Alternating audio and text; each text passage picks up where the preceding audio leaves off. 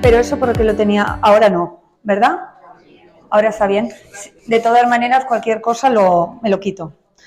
Bueno, pues ya me ha presentado Maritere, mi nombre es María, y bueno, voy a pasar estas 3 primeras sesiones del impresionismo con todos ustedes.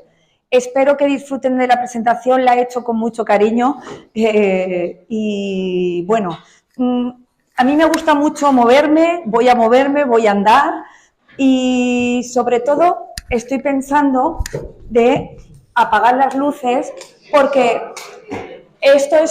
todo esto es visual y lo que quiero es que me escuchéis, pero mientras que veáis cosas, ¿de acuerdo? Así que yo creo que muchísimo mejor así. Bueno, pues vamos a empezar y lo primero que me gustaría, perdonad que os dé la espalda, lo primero que me gustaría es comentarles que voy a hablar en este caso del impresionismo. El impresionismo es un movimiento que se gesta en Francia, pero tiene sus connotaciones aquí en España, ¿vale? ¿Cómo he dividido en estas 3 sesiones que tengo? Pues he hecho un programa, que lo tengo aquí, se lo voy a dejar a Maritere. He hecho un programa por si alguien no puede venir a la segunda sesión o alguien se ha pedido esta primera sesión. Y lo que he hecho en estas 3 sesiones, la primera sesión que empieza hoy, os voy a hablar del contexto donde se crea el impresionismo, por qué aviva la llama para que el impresionismo pueda nacer. Ese contexto, que evidentemente es francés, porque es de donde viene, vamos a hacer un recorrido hasta llegar al germen del impresionismo con el primer representante impresionista, que es Monet, ¿vale? Supongo que todos habéis oído hablar de él, es el pintor que hace la serie de los nenúfares y, bueno, muchas más cosas. Esto es lo que vamos a ver en la primera sesión. En la segunda sesión ya que habremos visto en esta primera sesión las características del impresionismo, vamos a ahondar en artistas impresionistas importantes. Vamos a ver a Renoir, estudiaremos también a Degas, que es el pintor de las bailarinas, y estudiaremos a una mujer, porque también las había, mujeres impresionistas y magníficas, hay muchas, he elegido una, la que más me gusta a mí, que se llama Berthe Morisot, hablaremos de ella. Eso en la segunda clase, en la segunda sesión, perdón, es decir, el lunes que viene.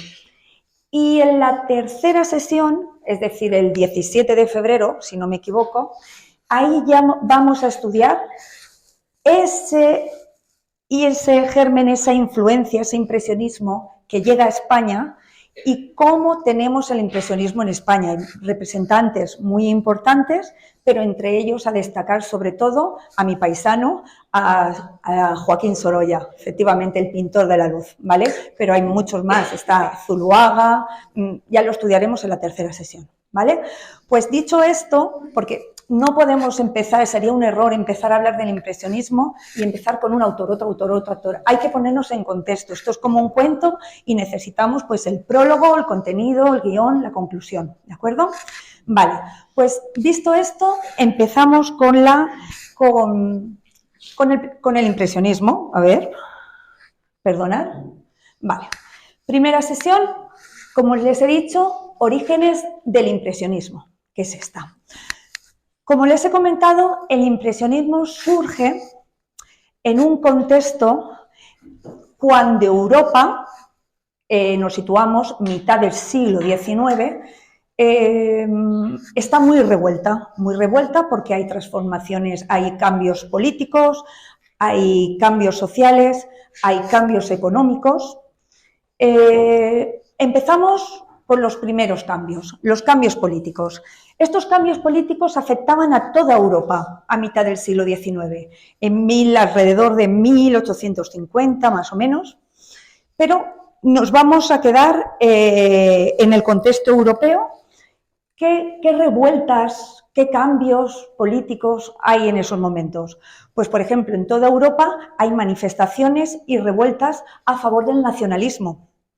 Es decir, países como Italia o Alemania, que estaban descentralizados, cada uno tenía su propio Estado, querían unificarse. Pues transformaciones como el nacionalismo, había sobre todo manifestaciones en contra de las monarquías absolutas. La gente, los ciudadanos europeos estaban ya en contra, cansados de tener esas monarquías absolutas, que el rey tuviera el poder de absolutamente todo, que lo centralizara todo. Y por último, pues tenemos revoluciones liberales, y esas revoluciones liberales son las más importantes porque son los ciudadanos de a pie, ya sea la pequeña burguesía que se está haciendo incipiente o la clase obrera, que reivindicaba derechos tan fundamentales como, por ejemplo, el sufragio universal, que pudieran votar, es decir, participar en una sociedad de manera democrática, ¿vale? Pues fijaros, os he puesto unas fotografías que me ha dicho María Teresa que no va el puntero, pero para que veáis lo que os he dicho, los movimientos, para los que estéis detrás que no lo veáis, los movimientos revolucionarios de 1848, lo que os he comentado. Así estaba la situación política en estos momentos. Os he puesto simplemente un ejemplo de un cuadro, de una obra de un pintor, Daumer, que es un crítico de la época, y bueno, está reivindicando lo que en esos momentos estaba pasando en Francia, y está pues como libertador, con el puño en alto. Fijaros que están todas las figuras que la acompañan en un oscuro, claroscuro, entre marrón y negro, pero él, tanto el pelo, la camisa, todo de una manera blanca, como reivindicando, como esos poderes, esos derechos, ¿vale? Os he comentado la situación en Europa, pero vamos a Francia, que es a lo que nosotros nos ocupa. ¿Qué pasó en Francia en ese momento? Pues Francia en ese momento contaba con un monarca, ese monarca era Luis Felipe de Orleans, era una monarquía absoluta, y hubo en el país tantísimas revueltas que tuvo que abdicar. En el momento que abdicó, se creó una segunda república. Y esa segunda república, hubieron gente que querían gobernarla. ¿Qué pasó? ¿Quién fue el que acabó gobernando esa segunda república? Pues fue él. Fue Luis Napoleón III, sobrino del gran Napoleón. Os pongo en contexto. Napoleón Bonaparte, y toda su familia fue desterrada a Londres, estaba en Inglaterra. Pero este señor, Luis Napoleón Bonaparte, cuando supo que estaban buscando candidatos para gobernar la República, la Segunda República en Francia, se presentó candidato. ¿Qué pasa? Que ganó por absoluta goleada. El pueblo francés lo votó a él. ¿Por qué? Porque creían que él iba a devolver la época de esplendor que tuvo Francia con su tío, con Napoleón Bonaparte. ¿Qué pasó? Que llegó al poder, estuvo 4 años, el trato era que, bueno, lo que marcaba la ley, iba a estar 4 años en el gobierno a frente de esa república, pero tenía que estar hasta 1852. Pero él se dio cuenta de que quería devolver a su familia todo el esplendor que tuvo en su momento y devolverle a Francia, y en concreto a París, que fuera el centro del mundo. Y para eso dio un golpe de Estado y se proclamó emperador de Francia.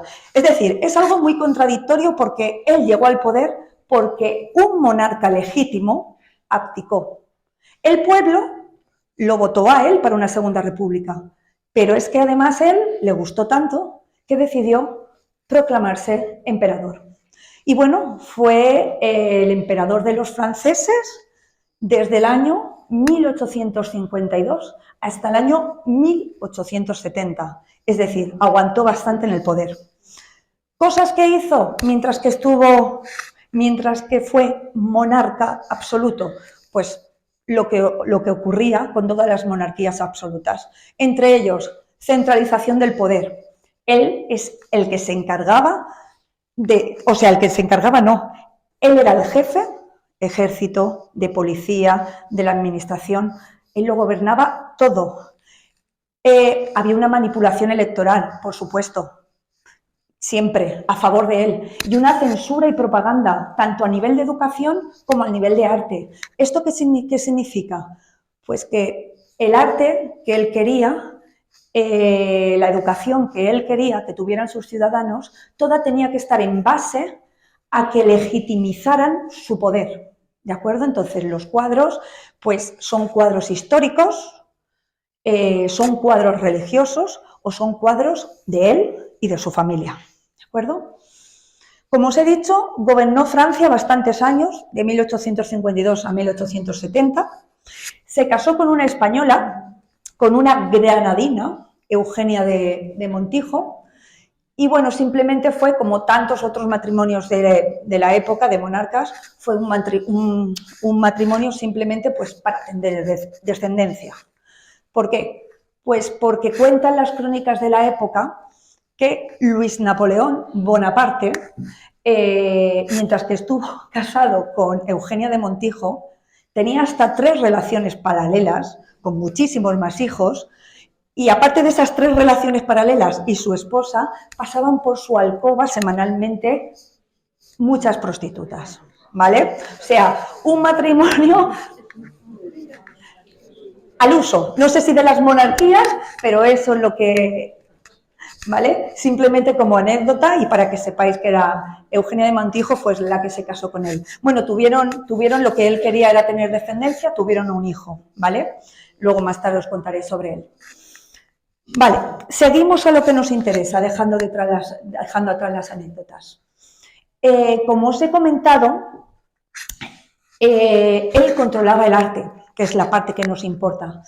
Y controlaba el arte, y en París, en aquella época, los artistas donde exponían eran en el salón oficial, ¿de acuerdo? Esta es una imagen de un salón oficial un poco antes de la época de la que estamos hablando, bueno, 100 años antes, sí, pero para que veáis el grabado de la época, la pintura, pues era así tal cual. Los pintores en el salón oficial llegaban, de hecho Napoleón decidió pues patrocinar exposiciones, decidió patrocinar también a artistas, pero claro, esos artistas a los que él patrocinaba tenían que hacer el tipo de arte que él quería, es decir, episodios religiosos, episodios históricos contando pues glorias romanas, que si Aquiles con su espada, que si el descendimiento de ese tipo de obras, ¿vale? Bueno, pues, ¿qué ocurrió? Pues estas son el tipo de obras que en aquel momento eran las que estaban vistas. Temas históricos, temas religiosos. Tema histórico, por ejemplo, tenéis ahí una representación Polis Verso de Jean Léron Gérôme. ¿Qué significa el título de esta obra? Es una obra completa, un tema histórico. No sé si os estáis dando cuenta, si habéis visto la película de esta de los gladiadores en la arena, cuando alguien decide que muere, el pulgar hacia abajo. Eso es lo que significa. Si veis aquí a todas las espectadoras, todo el público, el pulgar hacia abajo, ¿vale? Tema completamente histórico o un tema religioso, Ángel Caído, de Alexandre Cabanel, ¿vale? Este es el tipo de arte que el salón oficial se exponía, que el emperador Napoleón III era el que patrocinaba, y esto es lo que se veía. ¿Qué ocurrió? Pues ocurrió que el mismo Napoleón se dio cuenta de que estaba creando un descontento general, porque estaba coartando la creatividad de muchos artistas. ¿Por qué? Porque había muchos artistas que cuando iban con sus obras al salón oficial los echaban para atrás. Esta obra no interesa, esta obra no nos gusta. Ante esto, el mismo Napoleón decidió crear un salón completamente aparte. Y ese salón completamente aparte se llamó el Salón de los Rechazados. Fijaros, Esto es el contexto, en aquella época en París la crítica, la sátira era bastante dura. Y un caricaturista de la época hizo esta sátira, dice, famoso jurado de pintura de salón. Fijaros, aquí hay un artista que está intentando mostrar su obra, pero ¿qué se supone que tienen en la cabeza el jurado, que son, se supone, los expertos en arte, los académicos? Pues hace una sátira de todo ello, una sátira burlona, porque ellos no veían más allá que lo que Napoleón les decía, temas académicos, temas históricos. Vale, pues como os he dicho, el propio Napoleón crea el Salón de los Rechazados. El Salón de los Rechazados lo crea el propio Napoleón en 1863, pero es algo muy curioso, porque él, sin darse cuenta, estaba creando, dando una semillita para el origen de la modernidad. Pero él no lo hizo con ese fin, él simplemente lo hizo para mantener a raya a la población, a los artistas en este momento, bueno, artistas y la población que quería disfrutar de otro tipo de arte para que no se le echaran encima, ¿de acuerdo? Fijaros, pues esta es una imagen real, la que estáis viendo aquí. Este es el Salón de los Rechazados. No tiene absolutamente nada que ver con el que habéis visto del salón oficial, donde todas las obras estaban colocadas, expuestas de manera muy bonita. Aquí estaba todo en el suelo, amontonado, y es algo muy curioso, porque del Salón de los Rechazados salieron la mayor parte de obras de arte más importantes que tenemos en la época. Ahora os hablaré de una de ellas, ¿vale? Y bueno, aquí tenéis cuando gente iba a ver, sobre todo académicos, iba a ver la exposición de los rechazados, a ver qué pinturas se podían encontrar allí, pues la sátira, ¡oh, horror! Vámonos de aquí, esto es horrendo, ¿vale? ¿Sí? Y lo que os estaba comentando. Esta obra, que es una de las pinturas que da inicio a la modernidad en el arte, que es Desayuno sobre la hierba de Eduard Manet, esta obra estuvo, el propio Manet la presentó al Salón Oficial, por supuesto se la rechazaron, pero sin embargo en el Salón Oficial se la rechazaron y la expuso en el Salón de los Rechazados. ¿Por qué se la rechazaron en el Salón Oficial? Está claro, varios motivos. Era un escándalo, es un escándalo. Lo que está aquí mostrando es un almuerzo, una comida. Vale, hasta ahí bien el tema, pero lo que no veían ni entendían es que los señores estuvieran vestidos completamente elegantes y la señora estuviera completamente desnuda. Esto fue un escándalo, un rechazo social absoluto. Y luego, aparte de eso, una innovación técnica increíble. La introdujo Manet con esta obra estudios de composición, de luz. Fijaros, la figura que quiere que sea la más importante es la que más brilla. Ahí va todo el centro de luz, a ella, ¿vale? Ahí va. Es una obra que está sacada de un cuadro de Tiziano, también de Rafael, de las ninfas, ¿vale? Y si os fijáis, no solo el tema, que es un desnudo, sino también el esfuerzo que tienen las figuras, una composición que no era tan encorsetada como las que marcaban las normas de la academia, ¿vale? Pues ya, más o menos, hemos terminado con las pinceladas políticas, y con una semillita que plantaría, con esta última obra de Manet, el impresionismo. Vamos a pasar a los cambios sociales que hubieron en esa época también. Y el personaje importante que marca esos cambios sociales es este señor, el barón Haussmann. No sé si habéis oído hablar de él, pero otra de las cosas buenas que tuvo Napoleón III, aparte de crear un salón aparte, que fue el Salón de los Rechazados, fue contratarlo a él como prefecto de la ciudad. ¿Qué significa esa palabra? Pues como el máximo mandatario a nivel de la administración. ¿Por qué? Porque este señor lo que hizo fue crear París en el sentido que ahora la conocemos. Reestructuró París de manera que creó la ciudad dual. Es un concepto que lo creó él. Modernizó y creó la ciudad de París como la conocemos. ¿Qué hizo cuando llegó al poder? Lo primero que quería hacer, por orden que le había dicho Napoleón, es que él, pues Napoleón, no quería una ciudad que estuviera cada 2 por 3 con revueltas en las calles, la gente manifestándose. Quería quitarse a toda esa gente del medio. ¿Cómo se quitó a esa gente del medio?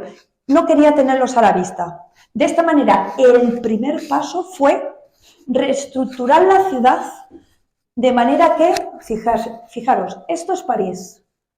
Aquí tenemos en el centro ciudad, centro-oeste, estaba la burguesía, pero lo que hizo fue poner a la clase proletaria, es decir, a los trabajadores, llevarlos a la periferia, para que no molestaran, ¿vale? Para no verlos. Eso es una de lo que tenía en mente. ¿Cómo hizo todo esto? Bueno, aquí lo estáis viendo, los barrios pobres en la periferia, zonas industriales. Más de 350.000 habitantes fueron desplazados, vivían en el centro, del centro. Y la clase burguesa fue la que él quería que estuviera en el centro. Vale. ¿Cómo hizo esto? Pues esto lo hizo de una manera muy sencilla. Hizo algo bien. Y lo que hizo bien, bueno, hizo muchas cosas bien, pero lo que hizo fue demoler calles enteras, barrios enteros, más de 95 kilómetros de barrio, tirar calles estrechas, porque él lo que quería eran calles completamente anchas. Eso hizo que barrios enteros fueran abajo, pero siempre esas calles anchas tenían como punto de referencia siempre un edificio histórico. Es decir, los edificios históricos que se habían hecho antes de su llegada, ya fuera de Luis de Orleans o de los que habían anteriormente, no tiró absolutamente nada. Eso lo dejó, ¿vale? Fijaros, esto a nivel urbano, a nivel social os he dicho cómo estructuró la población, pero fijaros, el París que había antes, calles completamente estrechas, y él lo que hizo fue esto, anchas. Pero no solamente eso, es que en su plan estaba todo tan pensado que pone, si en una calle mide 20 metros de ancho, la altura de los edificios tiene que ser lo mismo, no puede medir más. Si mide 15 kilómetros, igual, así todo. ¿Cómo tenían que ser los techos de las casas? Entonces, lo primero que hizo fue hacer todo el centro, hacer edificaciones nuevas, trasladar allí a la burguesía y llevar a la gente, a los proletarios, a la periferia, como os he comentado, ¿vale? No solamente abrió París con calles anchas, creó un sistema, un anillo, un cinturón verde. ¿Eso en qué consiste? Pues dio a la ciudad grandes jardines, grandes bulevares, ¿vale? Creó la ciudad, que eso sí que era muy necesario, porque había muchas epidemias en el centro de París. Creó un sistema de alcantarillado en toda la ciudad, de acueducto que iba por debajo, y creó sistemas de comunicación que conectaran. En ese momento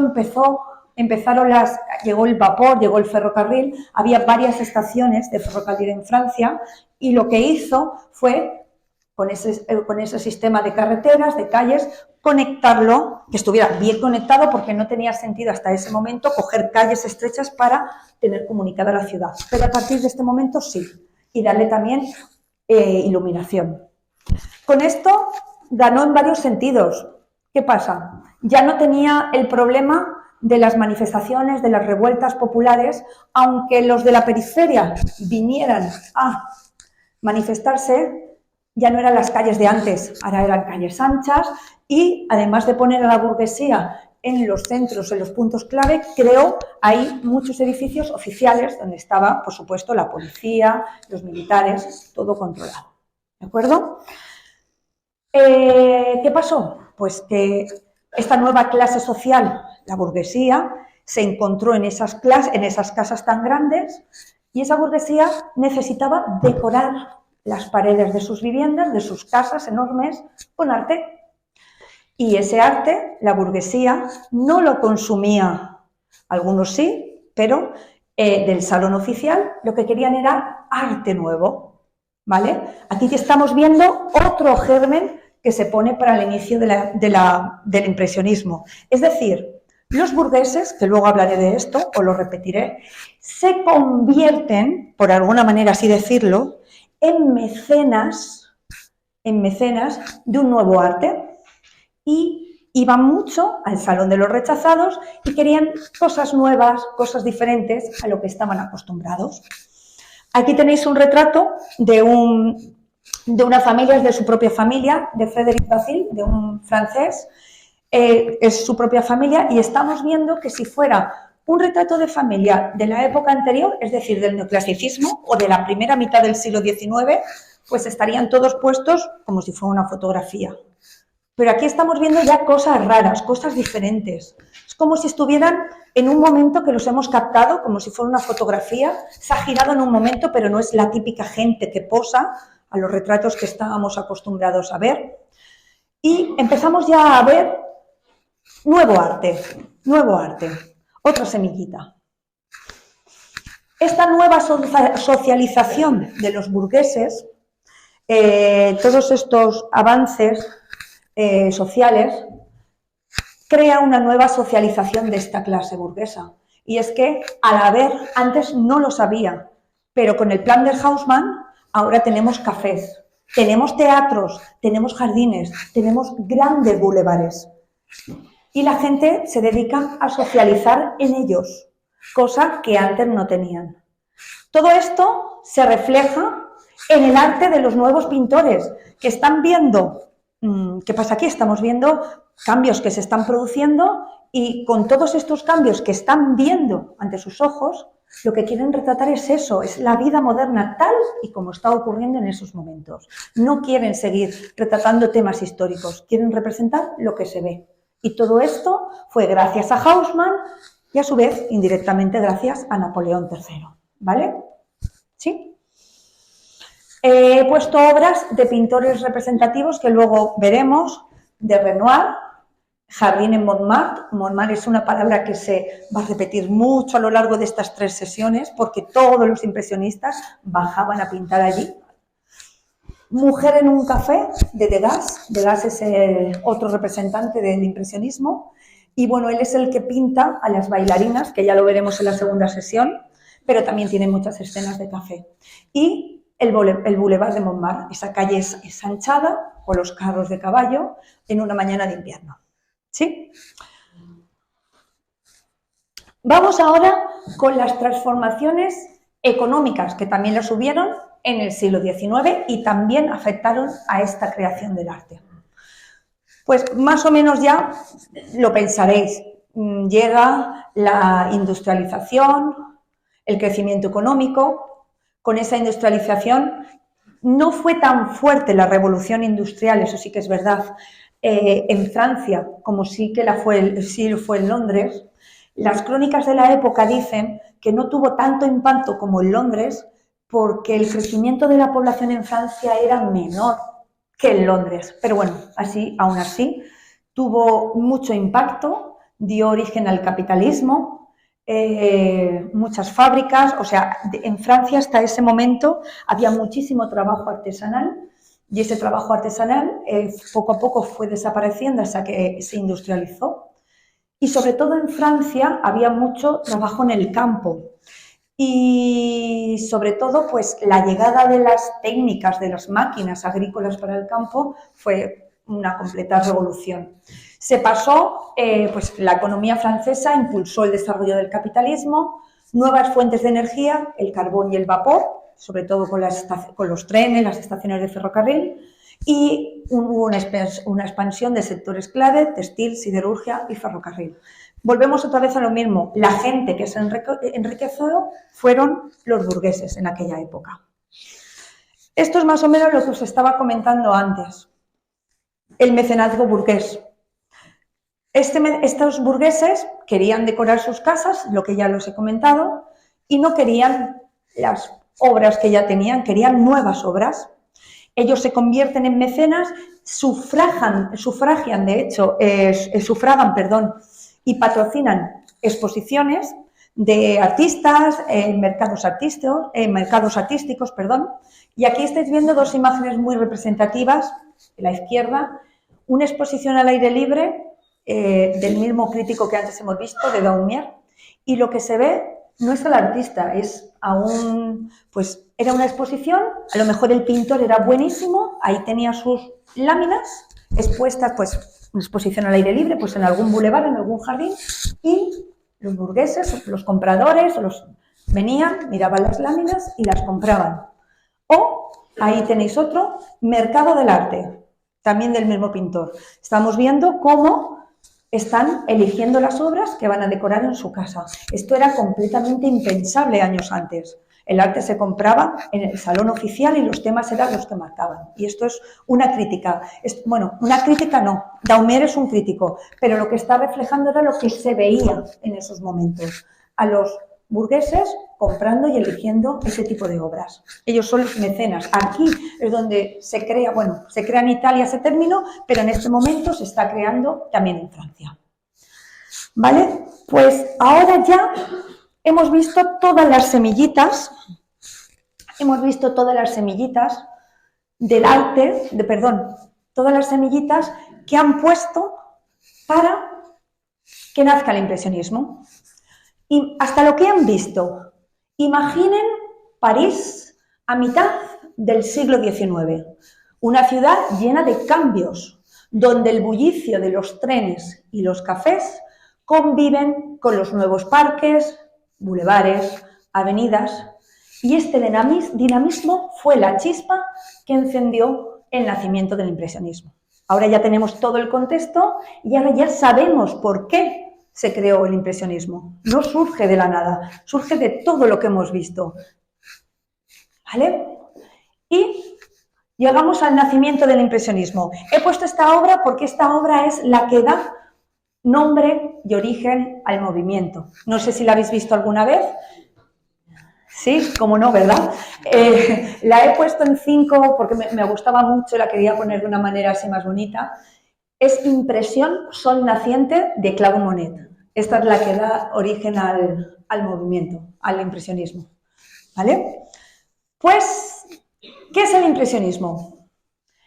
El impresionismo, a pesar de lo que la gente cree, no fue un movimiento organizado. Es decir, no se juntaron un grupo de artistas y dijeron vamos a ser unos revolucionarios, vamos a crear un tipo de arte nuevo. No, nada de eso. Fue un grupo de artistas que tenían inquietudes completamente similares, pero esas inquietudes no iban más allá de un rechazo a las normas, a las reglas tradicionales, y por otro lado querían una búsqueda de nuevas formas de representar la realidad que estaban viendo y viviendo en esos momentos. Aquí hay una serie, creo que hay 12 artistas muy importantes, no los podemos estudiar a todos, ojalá tuvieran más tiempo, pero no podemos estudiarlos a todos. Pero, por ejemplo, para que veáis, sí que hay entre ellas mujeres, y de la que os voy a hablar en la siguiente sesión es de ella, de Berthe Morisot. Es una de las más importantes. Tenemos a Monet, tenemos a Degas, tenemos a Renoir, ¿vale? Algunos de ellos vienen de clases altas, otros de clase baja. Pissarro, a Basile, tenemos a muchos de ellos. Esto es una representación de algunos de ellos, ¿vale? ¿Cómo nace la primera exposición impresionista? Perdonadme que voy a beber un poco de agua.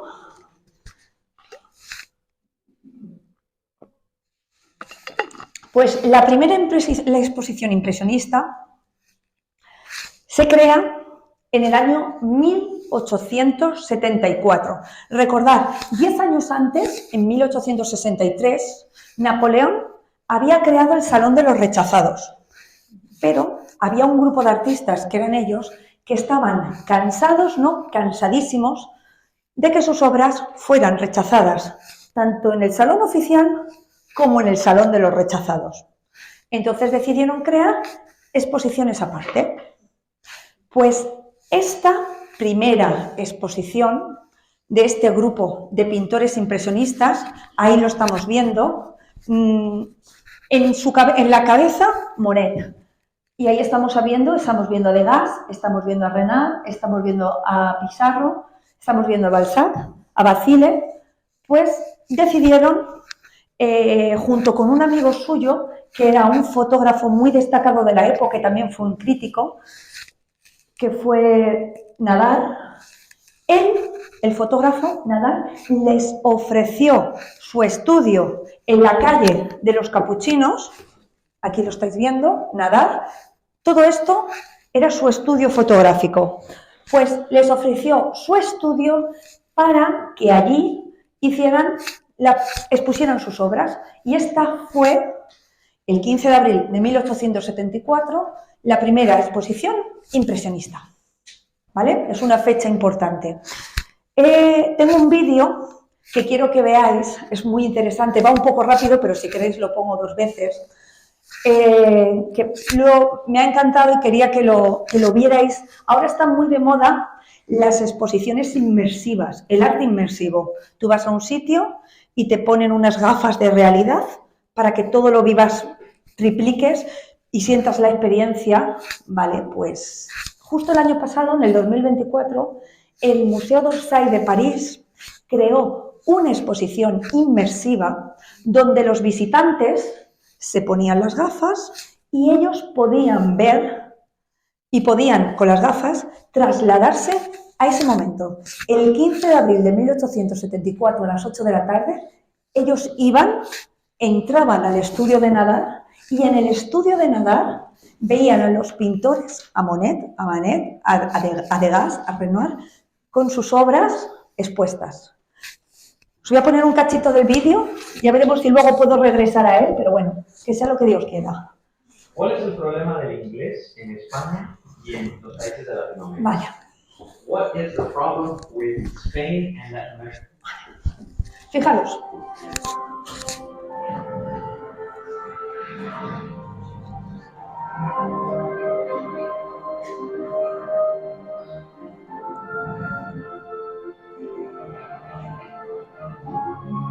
Ellos están caminando. Esta es la fachada que habéis visto, fotógrafo del estudio. Ahí están los impresionistas, algunos de los cambios, de los avances. Estos dos son Monet y Renoir.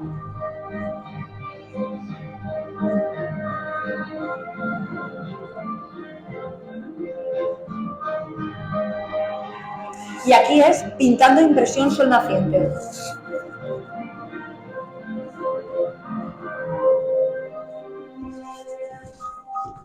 Me parecía muy interesante y quería que la vierais. A ver ahora cómo vuelvo. Cierro aquí, si no me equivoco, y volvemos a la presentación. ¿Sí? Sí, vale.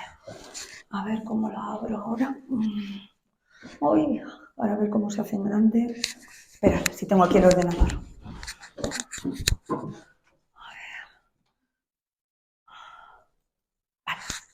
Bueno, lo habéis visto, ¿verdad? Es increíble, o sea, me hubiese encantado ver esa exposición, pero ni siquiera sabía que estaba, pero vamos, hubiese matado por ir a esa exposición.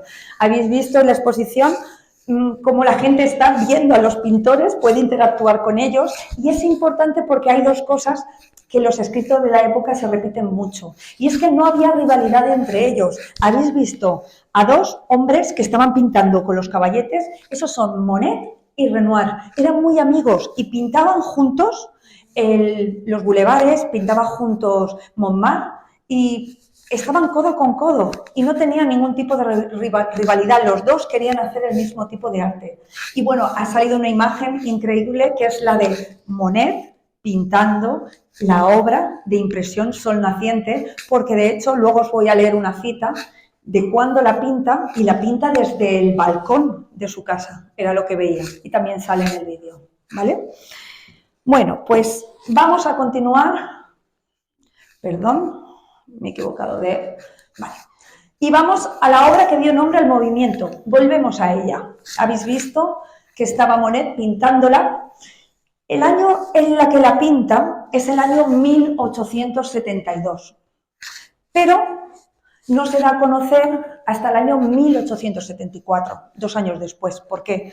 Porque la primera exposición impresionista, que es la que se hace en el estudio fotográfico de Nadar, es en 1874. Es decir, esta obra él ya la tenía pintada, ya la tenía hecha, pero decide presentarla en esa primera exposición impresionista. ¿Vale? Lo que está representando, ¿qué es? El puerto de Le Havre al amanecer. Y lo pinta desde el balcón de su casa. Él es lo que veía al amanecer. Es un óleo sobre lienzo. Y aquí sí, llegados a este punto, quería leeros esto. Y es las palabras con las que el propio Monet, cuando presenta esta obra y le preguntan sobre ella, dice de su obra.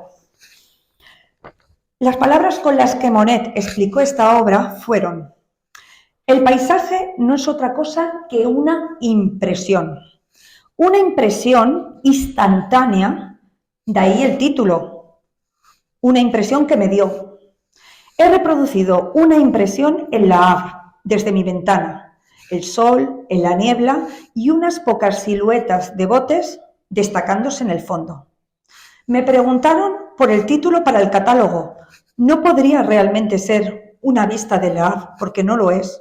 Y por eso dije, pongan impresión de título. Impresión Sol naciente. Estas palabras de Monet demuestran claramente su forma de entender el paisaje, una forma totalmente revolucionaria hasta ese momento. Monet dijo de otros pintores que cuando en una escena, pues otros pintores pintarían el puente, pintarían los botes, las barcas, y ya han acabado. Pero, dijo él, yo quiero pintar la atmósfera en la que están situados el puente, la casa y la barca, la belleza del ambiente en que se encuentran esos elementos. Y esto no es otra cosa que lo imposible. Esto es cuando en este salón de los impresionistas, lo habéis visto, le preguntaron por su obra, por qué había puesto ese título. Esto fue lo que dio, la explicación que dio, ¿vale? Lo que la crítica escribió de las palabras cuando le hicieron la entrevista. ¿Qué ocurrió? Que la crítica se ensañó con él, pero de una manera descarnada, se rieron de su obra. Pero es que hubo un crítico de la época, Louis Leroy, que ahí he puesto un resumen. Louis Leroy trabajaba para un diario que era el más importante de aquella época, que era el Le Chevaly, y dijo de Monet, bueno, del cuadro de Monet, lo escribió, está documentado, dice, impresión de título, no me cabe duda. Me decía a mí mismo que como estaba impresionado, debía haber alguna impresión allí, pero yo no la veía. ¡Y qué libertad! ¡Qué fácil artesanía! El empapelado en su estado más embrionario tiene más terminación que este paisaje marino. Es decir, lo criticó de una manera brutal, pero de forma muy, muy sutil. Dijo que era un arte primario, que no estaba acabado, que por supuesto impresión porque esta obra no estaba terminada. Y son muy importantes estas palabras porque este señor, sin quererlo, efectivamente, partiendo de estas palabras, tituló irónicamente su crítica de esta exposición cuando terminó, porque criticó a varios artistas, pero se ensañó con él, dijo, exposición de los creadores de las impresiones, exposición de los impresionistas. Y en contra de lo que pudiera pensarse, a los artistas que estaban allí reunidos les encantó la idea y decidieron llamarse a partir de ese momento pintores impresionistas. Y fue a raíz de esta crítica, o sea, intentando criticar les facilitó pues el término, que les gustó, les encantó y lo cogieron. ¿De acuerdo? Perdón.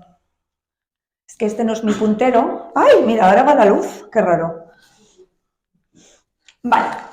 Vamos ahora a las características del impresionismo. Todas las características que reúnen estos cuadros que siempre son las mismas. Y son 5, básicamente.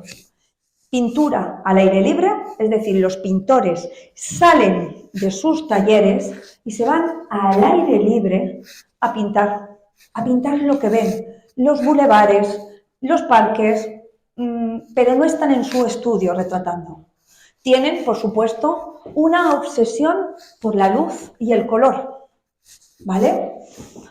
La técnica, pinceladas sueltas. Ya no tenemos ese trazo que dibuja, está terminado. Al contrario, está todo a base de pinceladas sueltas, que están inacabadas.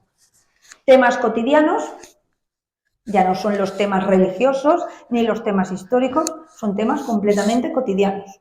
Y encuadres atrevidos. Esto sobre todo, pues ya no, lo que os comentaba, no están todos, si es un retrato de una familia, no están todos en el centro, ni muchísimo menos.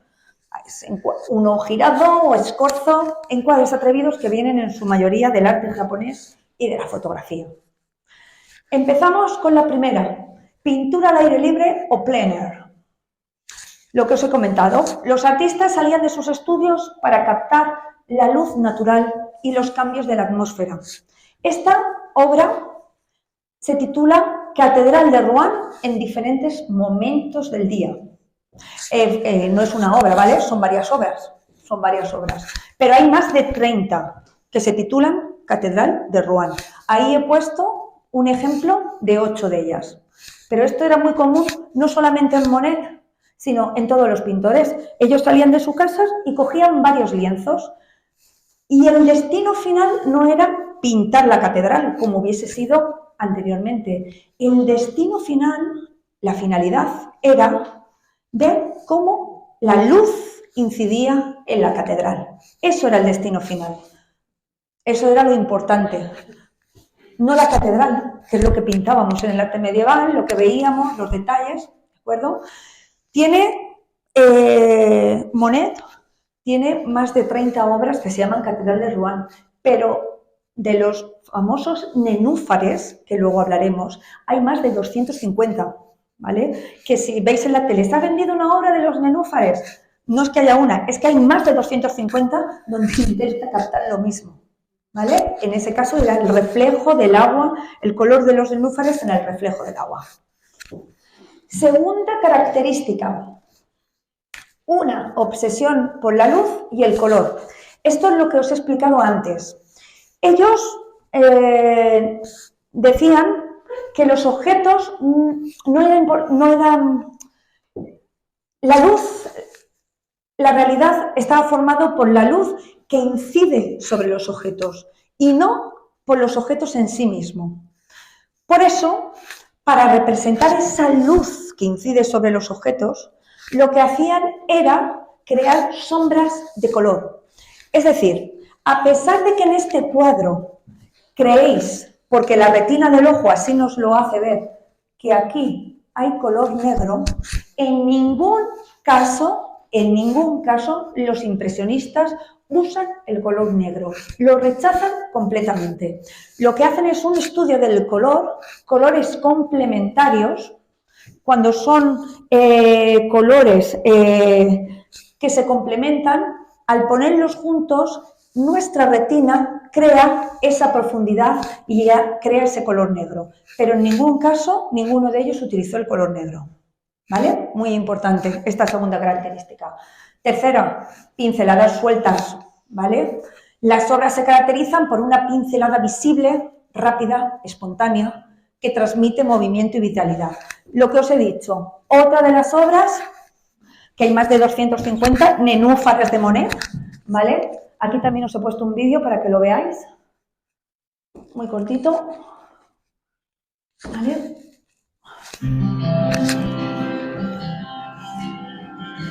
Mirad las pinceladas, son manchitas de color.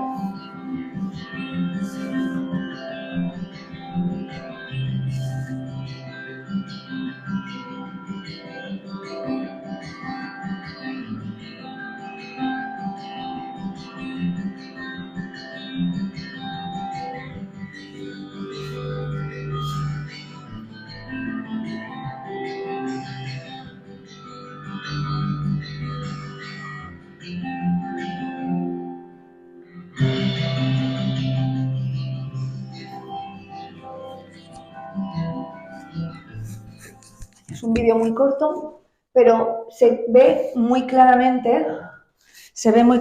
las pinceladas, que era lo que quería que vierais. A ver, que lo vuelvo a poner otra vez en grande, ¿vale? Y no sé si lo habéis podido leer mientras que pasaba, es una anécdota, lo del jardín. Las autoridades, él era un fanático, un enamorado del arte japonés. Y en su casa, donde vivía, que no sé si algunos de ustedes lo han visitado, creó un estanque, como un jardín japonés con un estanque, y ahí tenía los nenúfares, y las autoridades decían que lo quitaran. Decidió, de hecho recibió bastantes toques porque decía que estaba envenenando el agua, pero él no lo quitó. No lo quitó, y gracias a eso tenemos 250 series de nenúfares, ¿vale? Pasamos a la siguiente característica, otra vez me he equivocado, perdón. Temas cotidianos, lógico, ¿vale? Ahora ya no representan los temas que hemos visto antes, representan lo que están viviendo ahora. Paisajes, vistas urbanas, fiestas, vida cotidiana, ¿vale? Paisajes, tenemos de Monet, un campo de amapolas, ¿vale? De Renoir, fiestas, el baile en la Molin de la Galette. De este, cuando hablemos, incidiremos más en este cuadro. Y O Mujer con sombrilla, también del mismo Monet. En este caso, su mujer, Camille, y su hijo, y está representado de un punto de vista bajo, muy bajo, como si fuera una fotografía, algo que está completamente novedoso en ese momento. La luz, ¿cómo está representando la luz? Manchas completamente blancas. Eso es la luz, eso es el reflejo de la luz. Faltaría aquí una obra de vistas urbanas, cualquier boulevard, cualquier obra de las que hemos visto anteriormente, ¿vale? Encuadres atrevidos. Los encuadres atrevidos los hemos estado viendo desde que os he empezado a explicar la familia de Basile. Ya estabais viendo la mujer que estaba de espaldas, esta familia burguesa. Degas, que es el que representa a las bailarinas mientras que están... No la hora de representar la obra. A Degas se le conoce porque le gustaba representar el momento previo, los ensayos, y es una instantánea, parece más que nada el momento de una instantánea fotográfica, un momento fugaz, un instante fugaz. Puntos de vista originales. Este era el puente japonés que él tenía en la casa que hemos visto, donde representó los nenúfares, y bueno, lo lógico es que si un pintor va a representar el puente, que lo represente entero, no que represente solamente una parte. A eso me refiero con composiciones descentradas y puntos de vista completamente originales. ¿De acuerdo? Y bueno, ya hemos puesto todo el germen, ya hemos visto las características del impresionismo y la próxima semana estudiaremos a estos tres, que son Pierre Auguste Renoir. ¡Ay! Perdón, me he equivocado, no me había dado cuenta. Perdón, este sí es Renoir, este es Degas, el pintor de las bailarinas, y veremos también a Berthe Morisot, ¿vale? Este sí es Renoir, este no, este es Degas, no me he dado cuenta, ¿vale? ¿Sí? Pues hasta aquí. No sé si tienen alguna pregunta, algo que quieran... ¿No? ¿No? Intentaré meter en la próxima sesión, a ver si podemos ver también a otra mujer para tener 2 y 2, pero bueno, en principio, a los 3 que sí que vamos a estudiar en detalle van a ser a estos 3. Comentarles. Esta presentación que habéis visto se la voy a pasar ya, en este momento, se la voy a pasar a Maritere para todos los que la quieran tener, ¿de acuerdo? Se la pueden pedir a ella. Y la tengo en PDF, la tengo en PowerPoint, es decir, en PDF por si la quieren imprimir. Y lo mismo con el programa que les he hablado, que está estructurado, se lo voy a pasar todo a ella, ¿de acuerdo? ¿Sí? Pues muchísimas gracias por su atención, espero que les haya gustado la clase.